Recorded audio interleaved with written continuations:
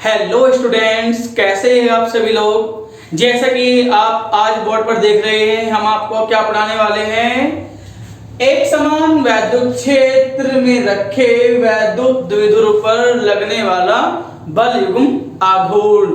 तो सबसे पहले हम आपको ये बताएंगे कि भाई बल युग्म आघूर्ण क्या होता है।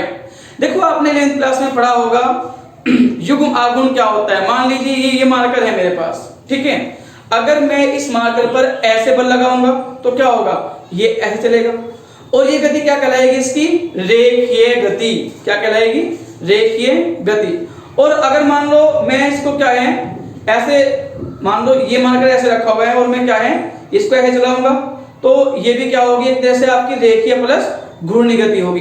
पर अगर मैं इसी मार्कर पर एक बल ऐसे लगाऊं और एक बल ऐसे लगाऊं, मतलब अब दो बल लगाऊं, एक ऐसे और एक ऐसे, तो क्या होगा, तो ये बल, ये जो मार्कर है अब ये ऐसे घूमना स्टार्ट कर देगा।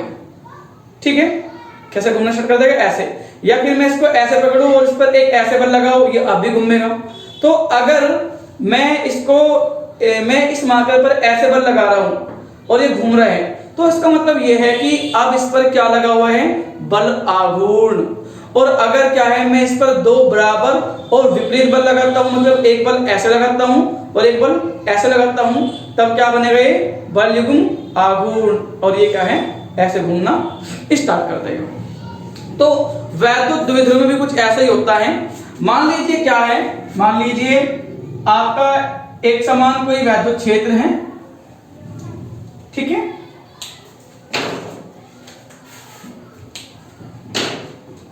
मान लीजिए एक समान कोई वैद्युत क्षेत्र है और उस वैद्युत क्षेत्र में क्या रखा हुआ है, एक वैद्युत द्विध्रुव रखा हुआ है। ये क्या है, ये आपका एक समान वैद्युत क्षेत्र है, ठीक है स्टूडेंट्स। ये आपका एक समान वैद्युत क्षेत्र है और ये जो लाइन है इनको बोला जाता है वैद्युत बल रेखाएं, जो ये प्रदर्शित करती है कि जो वैद्युत क्षेत्र है वो आपका किस दिशा में लगा हुआ है। और इसी वैद्युत क्षेत्र के अंदर आपका एक वैद्युत द्विध्रुव थीटा कोण पर रखा हुआ है। किस पर रखा हुआ है, थीटा कोण पर, ठीक है। ये मान लीजिए ये आपका पॉइंट ए है, ये आपका पॉइंट बी है। इधर रखा हुआ है कितना, माइनस क्यू आवेश, और इधर रखा हुआ है कितना, प्लस क्यू आवेश। और ये जो कोण बना रहा है वो कोण कितना है आपका, थीटा है, ठीक है। अब देखो होगा क्या, अब होगा ये कि भाई जो हमारी वैद्युत बल रेखाएं है वे क्या है, इधर की ओर जा रही है। तो इसका मतलब क्या है, इसका मतलब ये है कि वैद्युत जो बल रेखाएं है वे कब बनती है, जब आपके धन प्रेक्षण आवेश चलते हैं। तो धन प्रेक्षण आवेश इधर से इधर जा रहे हैं, तो उसका मतलब क्या है कि इधर कहीं नेगेटिव आवेश है बहुत बड़ा और इधर क्या है, कहीं पॉजिटिव आवेश है बहुत बड़ा, ठीक है। तो अब होगा क्या, इस आवेश पर एक बल लगेगा किधर की ओर, इधर की ओर। क्यों, इधर कौन सा आवेश है, पॉजिटिव, तो इस आवेश पर एक बल लगता है इधर की ओर।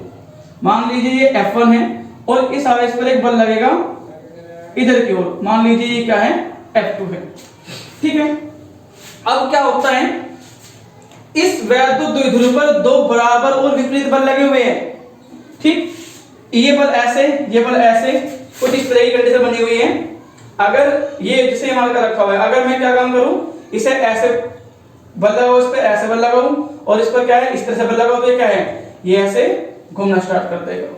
क्यों घूम रहा है, क्योंकि ये दोनों बल मिलकर क्या बना रहे हैं, बल युग्म आघूर्ण बना रहे हैं। तो पहले तो हम इसकी थोड़ी परिभाषा लिखेंगे, आप फटाफट अपनी कॉपी निकालिए और नोट्स बनाने स्टार्ट कीजिए, उसके बाद हम इसको डिटेल से समझाएंगे, ठीक है। इसमें लिखना है आपको, जब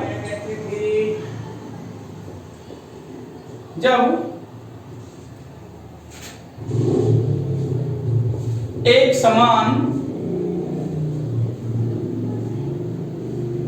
वैद्युत क्षेत्र में, एक समान वैद्युत क्षेत्र में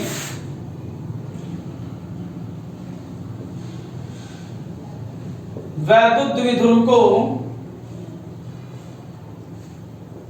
वैद्युत द्विध्रुव को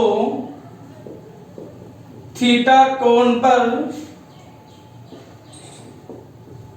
रखा जाता है, ठीक है, तब द्विध्रुव के दोनों आवेशों पर वैद्युत क्षेत्र के कारण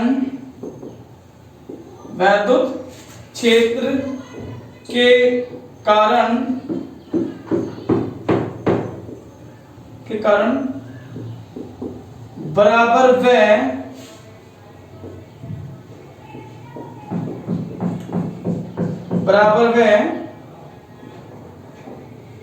विपरीत बल लगते हैं।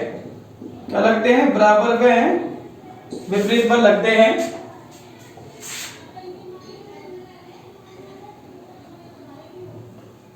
लिखो, ये दोनों बल मिलकर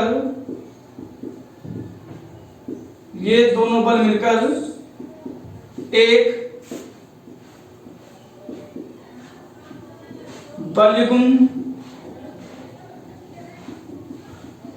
बनाते हैं, जिसे प्रत्यानयन बलयुग्म कहते हैं। ठीक है भाई, तो ये आपकी क्या है, एक छोटी सी थ्योरी है। इसके बाद क्या लिखना है आपको? इसके बाद यहां से स्टार्ट करना है कि माना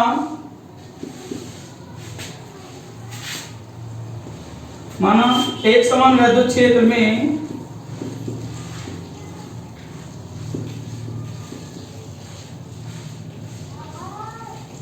या फिर क्या काम करो आप, पहले एक लाइन से और लिख लो,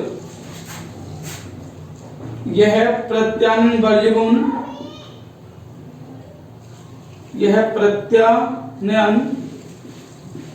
बलयुग्म वैद्युत द्विध्रुव को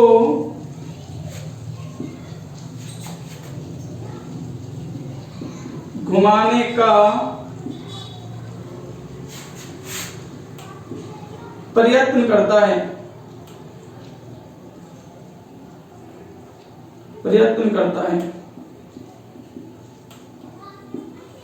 ये कंप्लीट छोड़िए भाई। उसके बाद क्या करना है, माना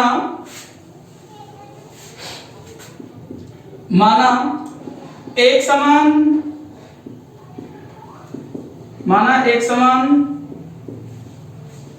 वैद्युत क्षेत्र ई वेक्टर में एक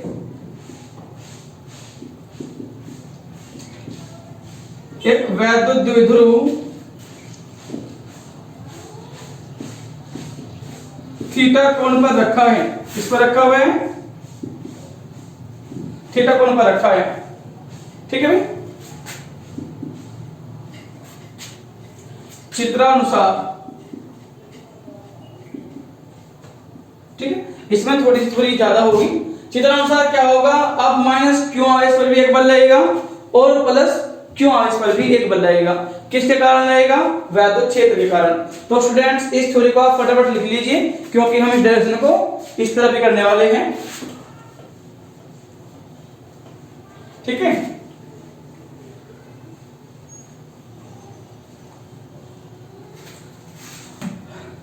एक समान वैद्युत क्षेत्र में चित्रानुसार रखा है। तो चित्रानुसार क्या है आपके पास?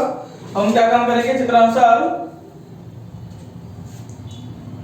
माइनस क्यू आवेश पर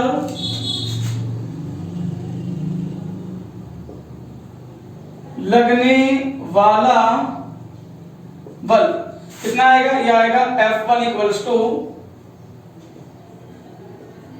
कितना आएगा भाई? F1 वेक्टर, यह आएगा Q इंटू ई वेक्टर। देखो फ्रेंड्स, हमने आपको कल ही बताया था, सदिश राशि मतलब चिन्ह आवेश का नहीं देखना है। सदिश राशि मतलब आवेश का सिर्फ और सिर्फ परिमाण, और आवेश का परिमाण यहाँ भी क्यों है, वहां भी कितना है, क्यू है। तो ये आएगा। बस इसकी दिशा देख लीजिए, इसकी दिशा कितनी होगी, वैद्युत क्षेत्र की विपरीत दिशा। ठीक है। अब क्या है, प्लस क्यू आवेश पर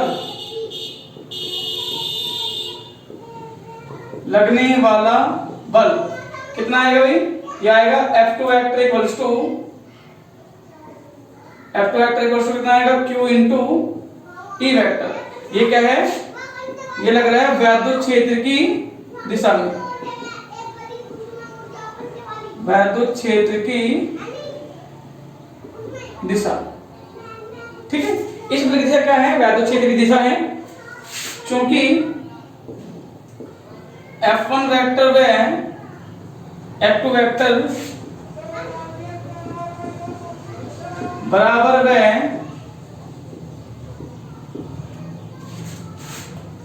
विपरीत है, अतः वैद्युत द्विध्रुव पर लगने वाला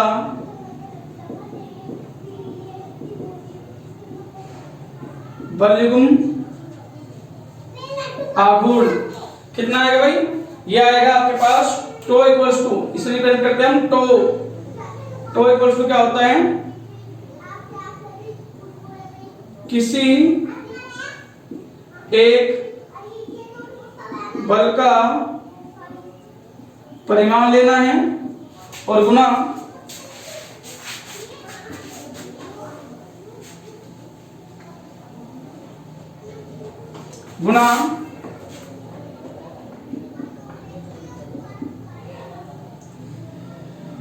दोनों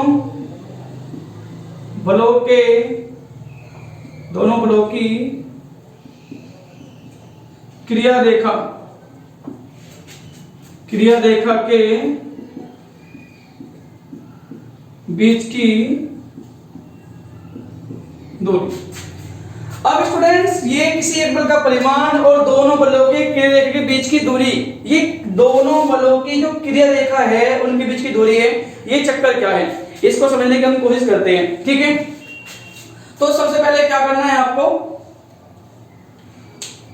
सबसे पहले हम ये देखते हैं क्रिया रेखा होती क्या है। देखो स्टूडेंट्स, जिस दिशा में बल लगा हुआ है वही क्या कहलाती है, उसकी क्रिया रेखा कहलाती है। ठीक है। तो अब हमको क्या करना है, अब इस बल की जो क्रिया रेखा होगी वो क्या होगी, इस बल की जो क्रिया रेखा होगी वो क्या होगी, वो आपकी ये वाली है। ठीक है। और इस बल की रेखा कितनी है, आपकी ये वाली है। भाई ये बल ऐसे लगा हुआ है और ये बल क्या है, ऐसे लगा हुआ है। ठीक है। अब क्रिया रेखा के जो बीच की दूरी है वो कितनी होगी आपके पास, वो आपके पास आ गई ये वाली। कौन से वाली, ये वाली। मान लीजिए ये वाला पॉइंट सी है, तो कोई एक बल देंगे, मतलब कितना लेंगे, टो इक्वल्स टू बल कितना लेंगे, मान लीजिए F1 ले लिया, और गुना कितने लेंगे भाई, BC। ठीक है। अब प्रॉब्लम ये है कि जो ये BC है इसका मान निकल ले, तो निकल ले कैसे, इसे मान लीजिए आप इक्वेशन नंबर फर्स्ट, इसे मान लीजिए इक्वेशन नंबर फर्स्ट। मेरे पास F1 का मान है, ठीक है, बस किसका निकालना है, BC का निकालना है। BC का निकलेगा, अगर ये वाला कोण थीटा है तो ये भी कोण थीटा ही होगा मेरा, और ये भी कोण थीटा ही होगा। ये सारे के सारे कोण कितने होंगे, थीटा ही होंगे। ठीक है। और मुझे ये भी मालूम है कि अगर मेरा ये मिडिल पॉइंट है तो ये पॉइंट O होगा, और यहां से जो दूरी है वो कितनी होगी, 12। स्टूडेंट्स इसको डायग्राम में जरा शो कर लो। स्टार्टिंग में ये बनाना याद नहीं रहा, क्योंकि हम सब जानते हैं कि द्विध्रुव की जो लंबाई होती है वो कितनी होती है, 12 होती है। तो अब क्या काम करने वाले हैं, अब BC का मान निकालने वाले हैं आप लोग। किसका मान निकालने वाले हैं, BC का मान। मैं इसको जो है दूसरे मार्कर से सोल्व करने की कोशिश करता हूं। और BC का मान निकलेगा कैसे, भाई देखो ये मेरे पास त्रिभुज है, कौन सा, समकोण त्रिभुज। ठीक है। समकोण त्रिभुज किसमें भाई,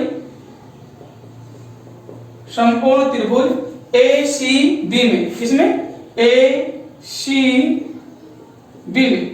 अब जब आप समकोण त्रिभुज एसीबी में लोगे तो ये क्या है, मेरे पास क्या है, मुझे निकालना है बीसी। मेरे पास थीटा कोण है और मेरे पास क्या है, 12 है, मतलब मेरे पास कर्ण है और थीटा है, मुझे क्या निकालना है, लंब निकालना है। तो यहां पर मुझे कोई एक ऐसा त्रिकोणमितीय अनुपात लेना पड़ेगा जिसमें लंब और कर्ण दोनों साथ आते हो। आप सबने पढ़ा हुआ है लाल बटे कक्का, उसमें क्या होता है, उसमें साइन थीटा होता है। साइन थीटा क्या होता है, लंब बटे कर्ण। तो यहाँ पे हम वही चीज यूज करने वाले हैं, या तो आप साइन थीटा यूज करो या फिर आप कोसेक थीटा यूज करो। कितना आएगा भाई, साइन थीटा कितना आता है, लंब बटे कर्ण। लंब कितना है, बीसी। हम सब लोग जानते हैं ये कौन थीटा है, थीटा के सामने की जो भुजा होती है वो क्या होती है, लंब होती है। और त्रिभुज की जो सबसे बड़ी भुजा होती है वो कौन होती है, कर्ण होती है। कर्ण क्या है आपके पास, ए बी, ठीक है। तो बीसी की जो वैल्यू आएगी वो कितनी आएगी भाई, A B sine theta. BC की जो वैल्यू आएगी कितनी आएगी, 2l साइन थीटा। उसके बाद क्या काम करना है हम लोगों को, समीकरण एक में, समीकरण किसमें, एक में F1 में BC के मान रखने पर, जब आप मान रखोगे तो कितना आएगा भाई, ये आएगा टो इक्वल्स टू F1 की वैल्यू कितनी दी, Q इंटू E, और गुना कितना है भाई, BC कितना आएगा, 2l साइन थीटा, ठीक है। अब मैं क्या काम कर सकता हूं उसको, मैं लिख सकता हूं उसको टो इक्वल्स टू 2ql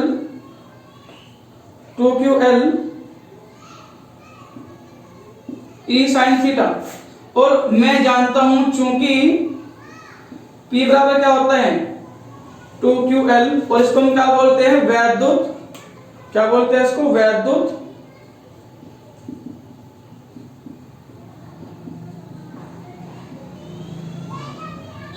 क्या बोलते हैं, वैद्युत द्विध्रुव आघूर्ण। तो ये कितना आएगा, ये आएगा tau equals to P E sine theta. मात्रक इसका जरूर लिखना है आप लोगों को, मात्रक कितना आएगा, न्यूटन मीटर। तो स्टूडेंट्स ये तो था इसका सिंपल रूप। अगर वही बात कर लेते हैं हम इसकी वेक्टर रूप की, तो उसका जो वेक्टर रूप है, वेक्टर रूप का मतलब क्या है, सदिश रूप। किसकी बात कर रहे हैं हम, वेक्टर रूप। तो वेक्टर रूप जो इसका आएगा वो आएगा टो बराबर p vector cross p vector, क्योंकि हम लोग सब जानते हैं कि a वेक्टर डॉट है, a vector cross b vector क्या होता है, a b sin थीटा, ठीक है। अब वही बात करने वाले हैं इसकी विशेष स्थितियों के बारे में। ये डायरेक्शन थोड़ा लंबा होने वाला है और इसको हम क्या है, कंप्लीट ही करेंगे, ओके। तो अब बात करने वाले हैं हम किसके बारे में, विशेष स्थितियों के बारे में।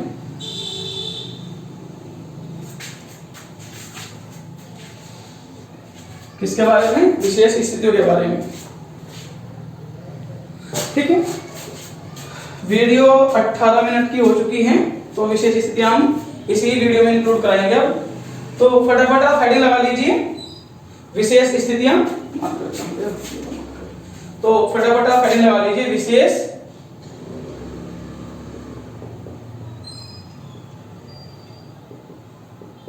विशेष स्थितियां, ठीक है। अब क्या है, नंबर वन क्या है, यदि वैद्युत द्विध्रुव,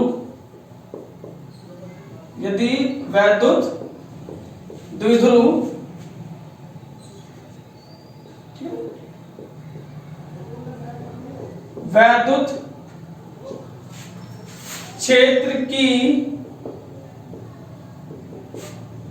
क्षेत्र की दिशा में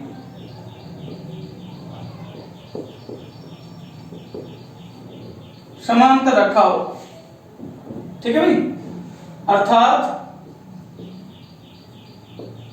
थीटा बराबर कितना आएगा, 0 आएगा। अब मान लीजिए ये मेरे पास वैद्युत द्विध्रुव है, अगर मैं इस वैद्युत द्विध्रुव क्या है ऐसे रखूं तो थीटा कितना आएगा, 0 आएगा, ठीक है भाई। तब कितना आएगा भाई, तब बल आघूर्ण कितना आएगा, बराबर टो बराबर आएगा पी ई साइन 0, और हम लोग सब जानते हैं कि साइन 0 की वैल्यू कितनी होती है, 0 होती है। ठीक है स्टूडेंट्स, ठीक। नंबर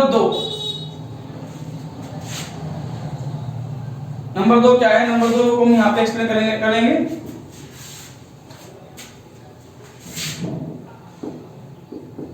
यदि वैद्युत द्विध्रुव, नंबर 2 एक्सप्लेन कर रहे हैं, यदि वैद्युत द्विध्रुव वैद्युत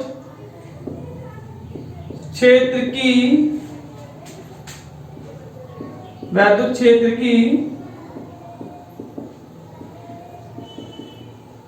विपरीत दिशा में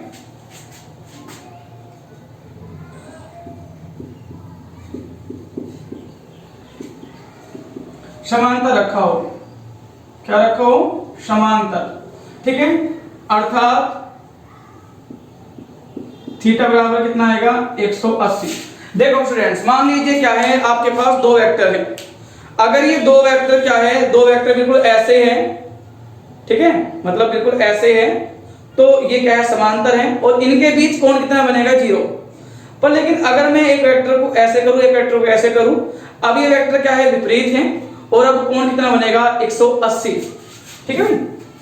तब तो बराबर कितना आएगा, पीई साइन 180, और साइन 180 का मान कितना होता है, 0, तो टो बराबर 0।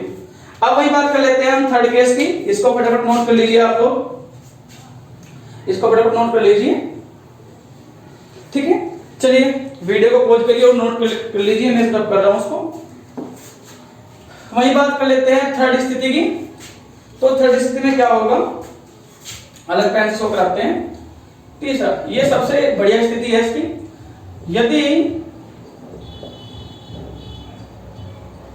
यदि वैद्युत द्विध्रुव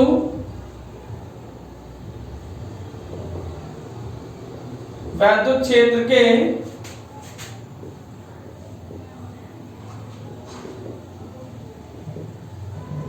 लंबवत रखा हो,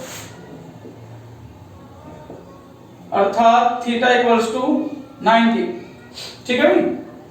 तब क्या होगा, तब टो बराबर पीई साइन 90, कितना आएगा, टो बराबर पीई साइन 90, और साइन 90 का कितना होता है, 1, ठीक है। तो ये क्या होगा, ये इसका होगा अधिकतम बराबर टो मैक्सिमम, ये सब इसमें लिखा है मैक्स, MEX, कितना आएगा, पीई, ये सबसे अधिकतम बराबर होता है मात्रा कितना आएगा, न्यूटन मीटर, ठीक है।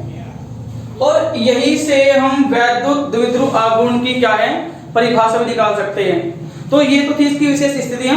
अब कभी कभी एग्जाम में ये पूछा जाता है कि भाई बलयुग्म आघूर्ण के आधार पर वैद्युत द्विध्रुव आघूर्ण की परिभाषा निकालिए, ठीक है। तो अब हम इसको रब करने वाले हैं, जल्दी से नोट कर लीजिए, इसको वीडियो कॉल करके नोट कर लीजिए, फिर हम इसको क्या है, रब करने वाले हैं। जल्दी से नोट कर लीजिए, इसको जल्दी से नोट कर लीजिए, आपने नोट कर लिया होगा। अब हम निकालने वाले हैं क्या, परिभाषा, ठीक है। तो हेडिंग लगा लीजिए आप कि हेडिंग क्या बनेगा इसका,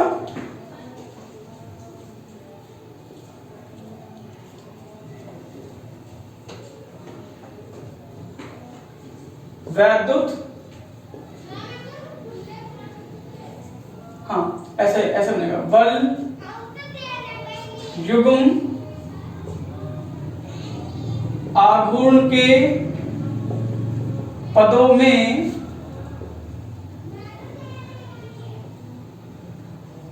वैद्युत द्विध्रुव आघूर्ण की परिभाषा, ठीक है। ये हेडिंग है। इसमें हेडिंग में क्या है, आप लिखोगे हम जानते हैं, आप लिखोगे हम जानते हैं क्या जानते हैं? एक समान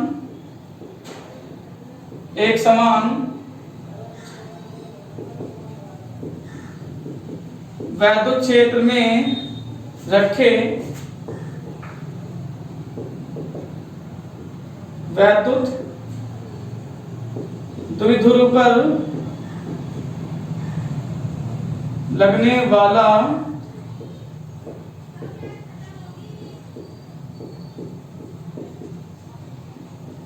बल एवं आघूर्ण कितना आता है भाई? ये आता है टो बराबर पी ई साइन थीटा। कितना आता है? टो बराबर पी ई साइन थीटा।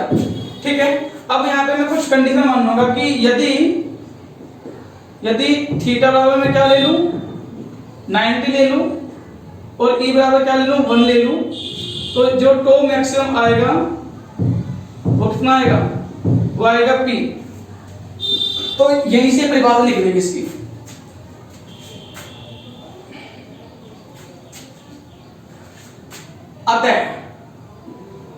अतः किसी वैद्युत द्विध्रुव का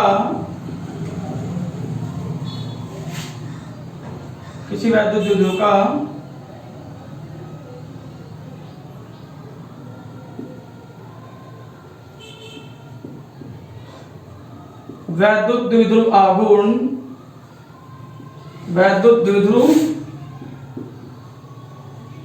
आघूर्ण उस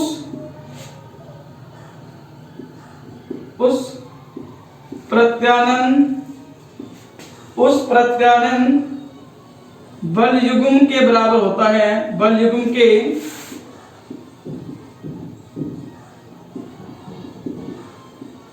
बराबर होता है जो वैद्युत द्विध्रुव को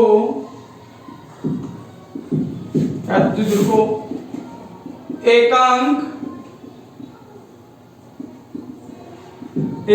वैद्युत क्षेत्र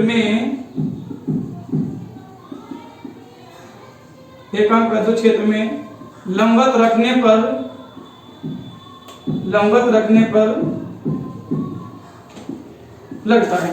तो स्टूडेंट्स, ये थी कंप्लीट इंफॉर्मेशन बल युग्म आघूर्ण की, और आशा करता हूं कि ये कंप्लीट लेक्चर आपको बहुत अच्छा लगा होगा। और सबसे ज्यादा ये वाली डेफिनेशन मोस्ट इंपोर्टेंट है, और सी बार पूछी गई है एग्जाम में कि बल युग्म आघूर्ण के पदों में द्विध्रुव आघूर्ण की परिभाषा व्यक्त कीजिए। ठीक है, वैद्युत द्विध्रुव आघूर्ण की परिभाषा हम दो तरीके से निकाल सकते हैं। एक तो सिंपल होती है, क्या होती है कि वैद्युत द्विध्रुव का कोई एक आवेश तथा बीच का विस्थापन का गुणनफल क्या कहलाता है? वैद्युत द्विध्रुव आघूर्ण कहलाता है। और एक डेफिनेशन बल युग्म आघूर्ण के पदों में ये वाली है। तो बने रहिए हमारे साथ और एंजॉय लीजिए फिजिक्स का।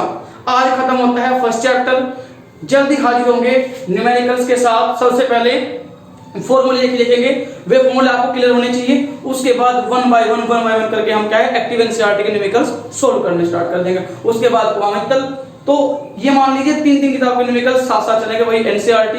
तो बने रहिए हमारे साथ।